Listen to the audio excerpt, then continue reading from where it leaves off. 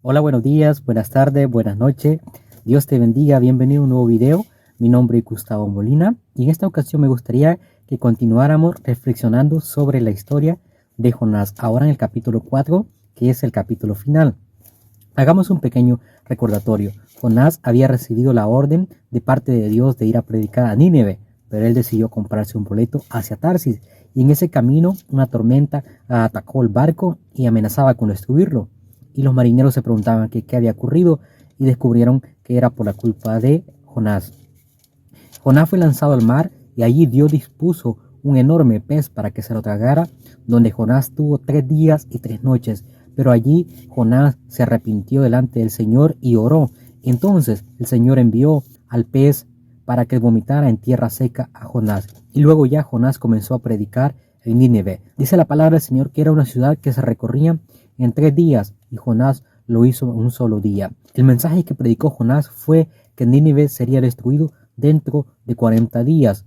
Y esta noticia llegó hasta el rey, lo cual se arrepintió delante del Señor, y también la ciudad se arrepintió delante del Señor. Hicieron un sacrificio delante del Señor, hicieron un ayuno donde no tomaron agua, donde no comieron alimentos también.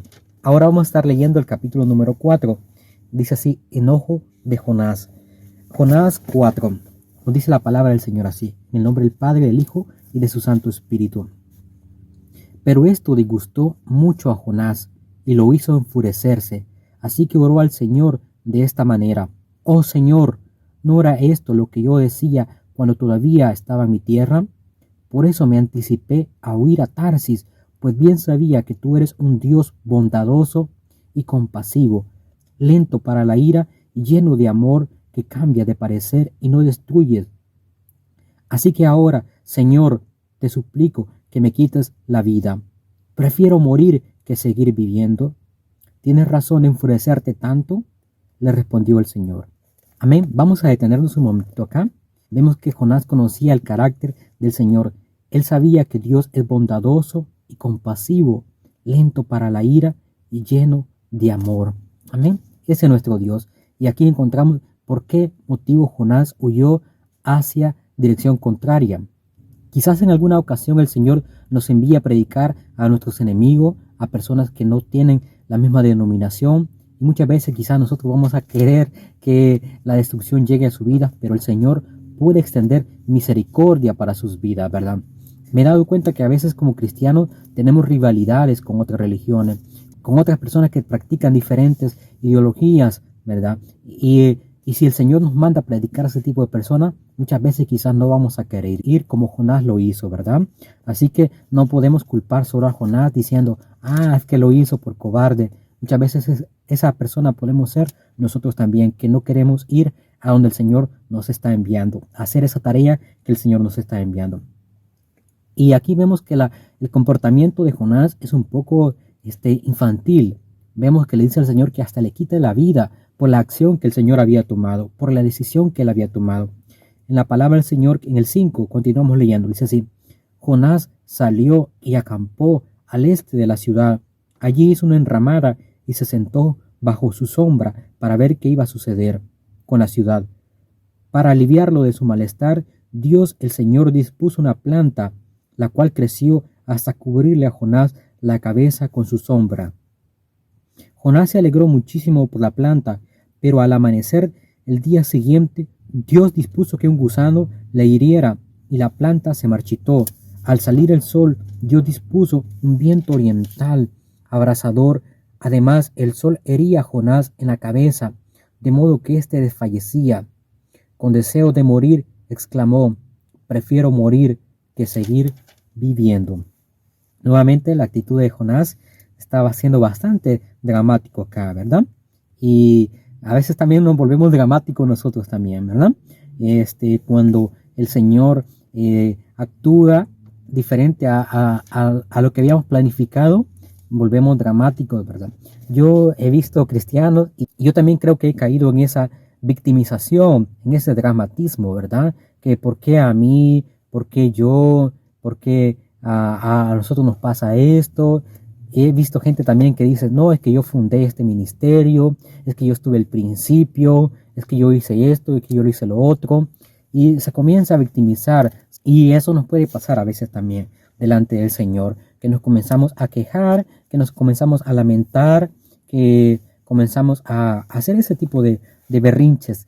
El Señor hace una acción muy bonita para Jonás, hace que crezca una planta, lo cual lo cubre del sol a Jonás, lo cual él puede descansar en esa sombra. Pero y Jonás se alegra por esa acción. Jonás se pone muy contento por eso. Pero ¿qué pasa al siguiente día? El Señor hace que un gusano se la coma y esa planta ya no le da sombra a Jonás. Y el sol es tan fuerte que le pega en su cabeza y esto hace que él casi desfallezca. Ahora imagínense, Jonás estaba enojado. Jonás se había acostado enojado. Ahora, con el sol pegándole, está mucho más enojado.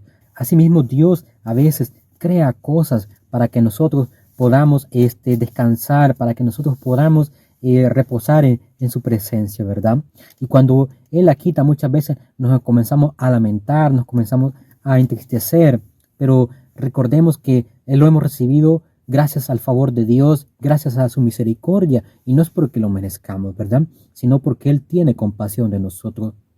Ahora continuaremos leyendo el 9, nos dice así: pero Dios le dijo a Jonás, ¿tienes razón de enfurecerte tanto por la planta? Claro que la tengo, le respondió, me muero de rabia. El Señor le dijo, tú te compadeces de una planta que sin ningún esfuerzo de tu parte creció en una noche y en otra pereció, y de Nínive, una gran ciudad donde hay más de 120,000 personas que no distinguen su derecha de su izquierda, y tanto ganado, ¿no habrá yo de compadecerme? Aquí podemos ver el carácter del Señor. Amén. Dios se compadece de este pueblo. Dios se compadece de esta ciudad. Ahora pensemos, Nínive somos nosotros. Nosotros éramos esas personas que no sabíamos entre el bien y el mal, no sabíamos distinguir, estábamos perdidos sin el Señor y Él nos alcanzó por su misericordia. Nosotros fuimos alcanzados, por su amor fuimos salvos, por el sacrificio que Él hizo en la cruz del Calvario. ¿Y qué debemos hacer nosotros? Predicar la palabra del Señor.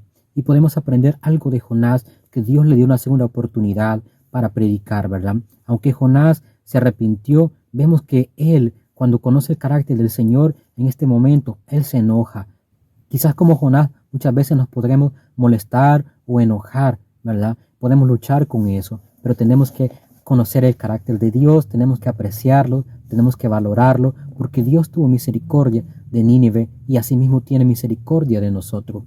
El Señor le decía a Jonás, tú te compadeces de una planta que no la creaste, ¿acaso yo no me voy a compadecer de esta gran ciudad? ¿Verdad? ¿Y de qué nos podemos quejar nosotros, verdad? No debemos de quejarnos de que el Señor obra para bien con otras personas, que Dios salva a personas que a veces no nos caen bien. Dios tiene misericordia de esas personas también.